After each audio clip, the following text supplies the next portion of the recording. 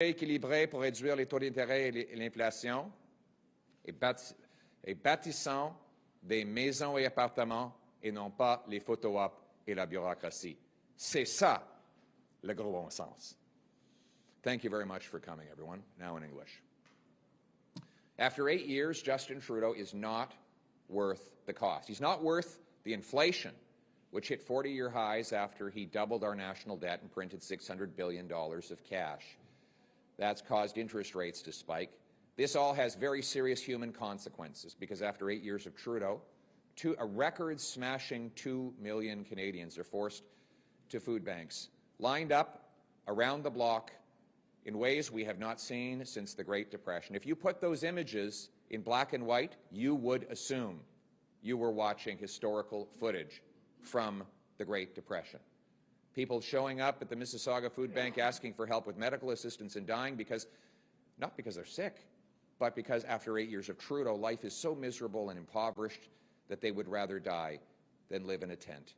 Speaking of tents, we now have these encampments, homeless encampments in every centre in the country. Halifax, the home province of Trudeau's housing minister, has 30 homeless encampments. 30 in one city. This would have been unimaginable before Justin Trudeau and his disastrous inflationary policies. After 8 years of Trudeau, work doesn't pay. You make it, he takes it. After 8 years of Trudeau promising affordable housing and spending billions of dollars on the bureaucracy to support that, we have a doubling of housing costs. Remember, tomorrow he will come out here and he will make billions of dollars of housing promises, just like he did 8 years ago. And what will that do? It will build bureaucracy, and it will supply Liberal ministers with a steady stream of phony photo ops. Now, how do we know they're phony? Well, Sean Fraser has proven it. Because while we have seen, I'd say, I'm going to estimate a 400% increase in housing photo ops since Sean Fraser became minister, we've seen a 14% reduction in real housing investment. This is the money that goes into actually building homes. 2 years after their accelerator program was created, with much fanfare and beautiful headlines, it hasn't completed a single solitary house. And now it takes 25 years for the average Toronto family to save up for a down payment on the average home. You can buy a 20-bedroom castle in Scotland for cheaper than a 2-bedroom in Kitchener. After 8 years of Trudeau, UBS says that Toronto is the worst housing bubble in the world. Demographia says Vancouver is the third most expensive housing market on planet Earth, comparing median incomes to median house prices. And the IMF says that we have the worst likelihood of a mortgage meltdown of all 40 OECD countries. That is the reality.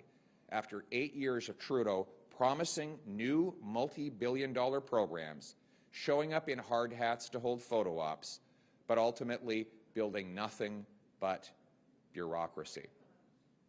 And where's all the money going? Well, there's $54 million for the ArriveCan app that we didn't need, didn't work, and is now under criminal investigation. There's $1 billion for the Green Fund, which its own bureaucrats were caught on tape saying reminds them of the sponsorship scandal. The chair actually gave her own company $200,000.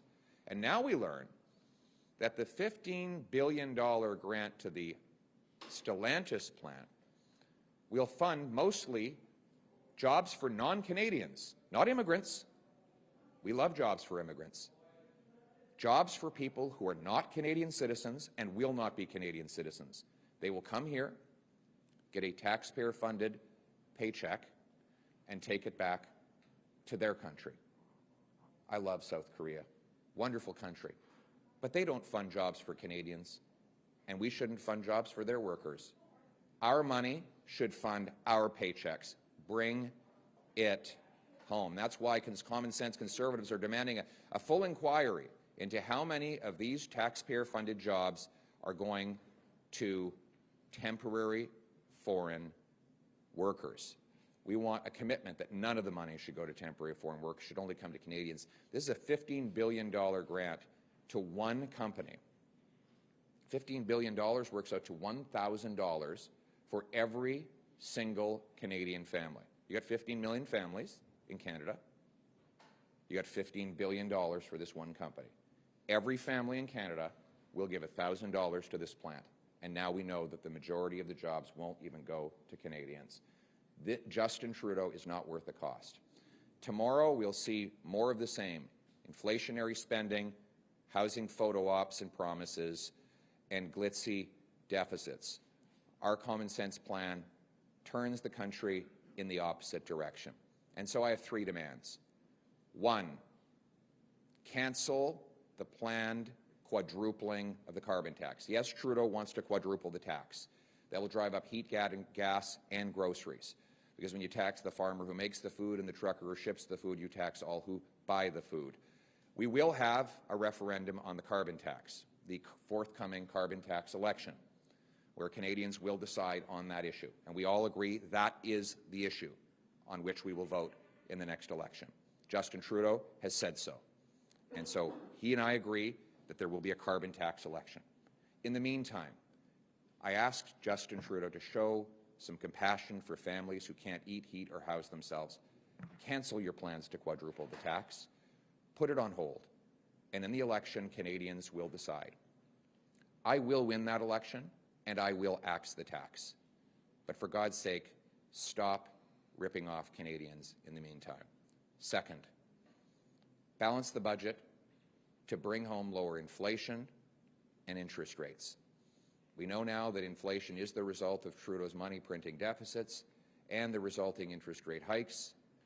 We have $900 billion of mortgages that are going to renew in the next 3 years alone. That's two-thirds of all mortgages. There will be a massive mortgage crisis if rates do not come down. Obviously, the Bank of Canada sets the rates, but they've been clear that the deficits are pushing those rates higher.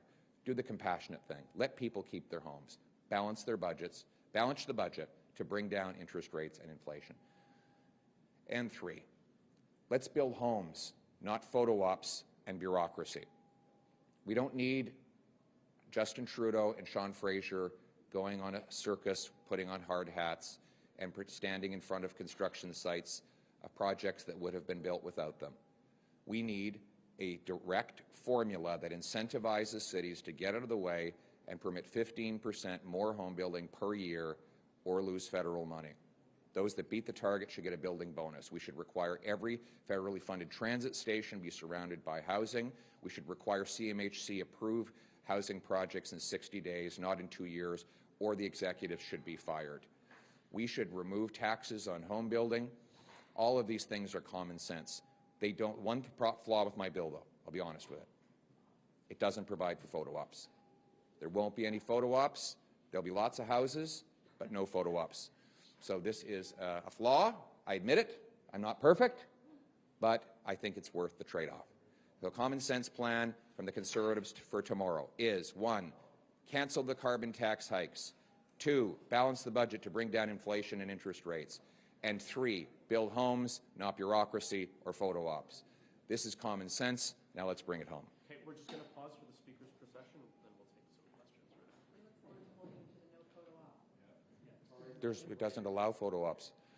The photo ops are the result of a program that doesn't actually deliver anything.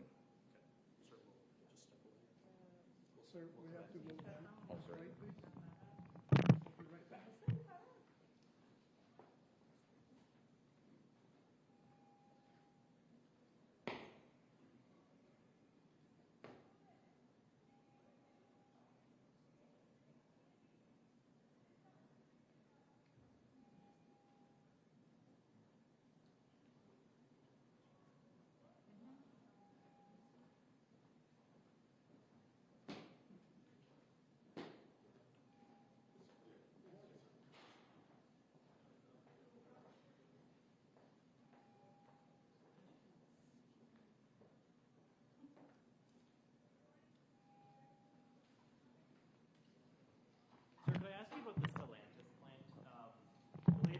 says there's only actually been one LMIA issued for one temporary foreign worker.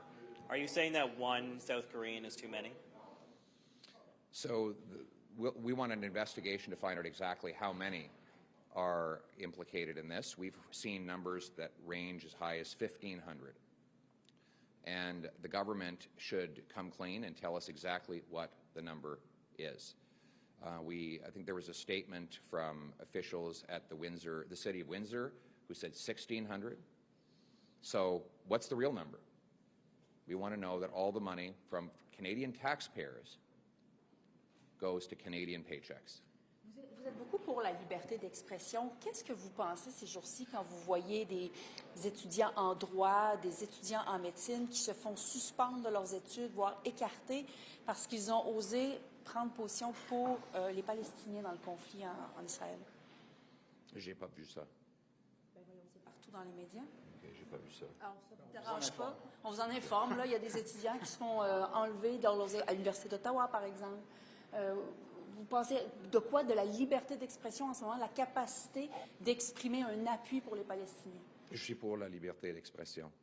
The company running it did confirm to me that they are bringing in temporary foreign workers. Say it's just temporary to get the facility How up. many have they said? They didn't give me a hard number, but they did say they're coming. I think we both saw the estimate, something about 1,600. But they're saying it's just until the facility gets up and running.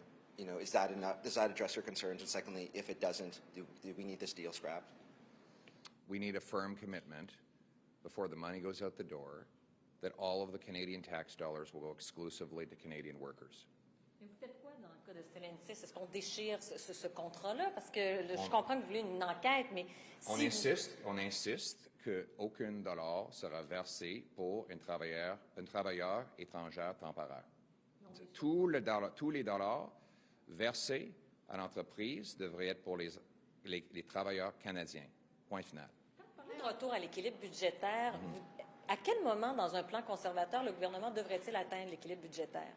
Je trouve très drôle quand les médias nous demandent combien de temps est-ce que ça prendra pour nettoyer tout le dégât des libéraux.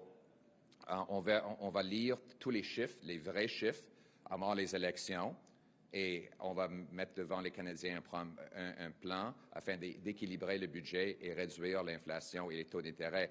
Évidemment, ce serait absolument impossible de dire quel déficit il y aura quand les élections sont déclenchées dans 2 ans.